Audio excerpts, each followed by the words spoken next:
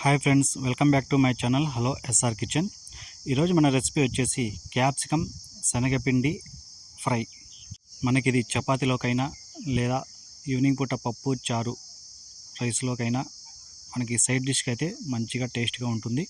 ఒకసారి ట్రై చేయండి, ఎలా వచ్చిందో కామెంట్ చేయండి. ఇంకా ముందుగా మనం రెసిపీకి వెళ్ళిపోదాం.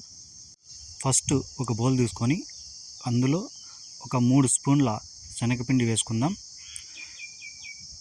తర్వాత కొద్దిగా సాల్టు, ఒక స్పూన్ అంత కారపొడి, అర్ధ స్పూను ధనియాల పొడి, ఒక చిటికెడు పసుపు, కొద్దిగా వాటర్ వేసుకొని మొత్తం ఒకసారి బాగా కలుపుకోవాలి.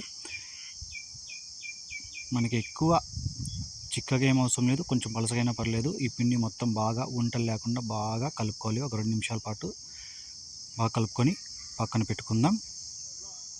తర్వాత కడాయి తీసుకొని అందులో ఒక 3 స్పూన్ల ఆయిల్ వేసుకుందాం. ఆయిల్ కొంచెం వేడైన తర్వాత ఒక స్పూన్ అంతా ఆవాలు వేసి ఇవి చిటపటలాడేంత వరకు వీటిని మీడియం ఫ్లేమ్లో మనం ఫ్రై చేసుకుందాం. ఇవి ఆవాలు కొంచెం ఫ్రై అయ్యాక తర్వాత ఒక చిన్న ఉల్లిపాయ తీసుకొని చిన్న ముక్కలు కట్ చేసుకొని వేసుకోవాలి.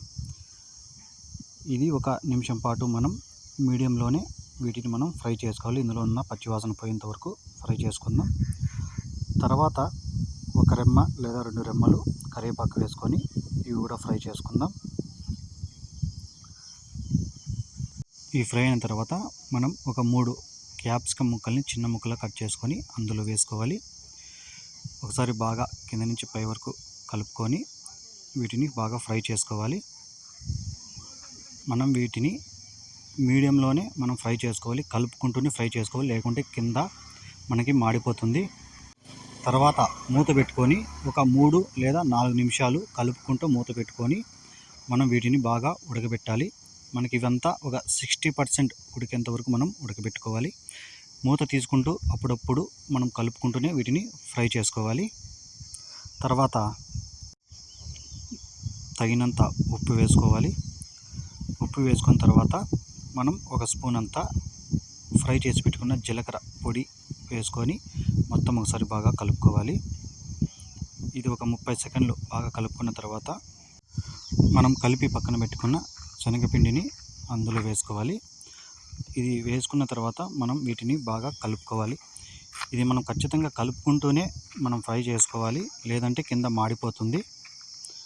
ఇది మొత్తం ఒక 2 నిమిషాల పాటు మనకు బాగా ఉడికేంత వరకు, మనకు ఫ్రై అయ్యేంత వరకు బాగా కలుపుకుంటూనే మనం మీడియం లేదా హైలో అలా ఫ్రై చేసుకుంటూ ఉండాలి. తర్వాత ఒక అర్ధ స్పూన్ అంత కారపొడి, ముందు మనం కారం వేసుకున్నాం కాబట్టి మీకు సరిపోతే అవసరం లేదు, తక్కువ ఉంటే ఇంకోసారి వేసుకోండి. మనకైతే ఈ క్యాప్సికమ్ శనగపిండి ఫ్రై అయితే రెడీ అయిపోయింది.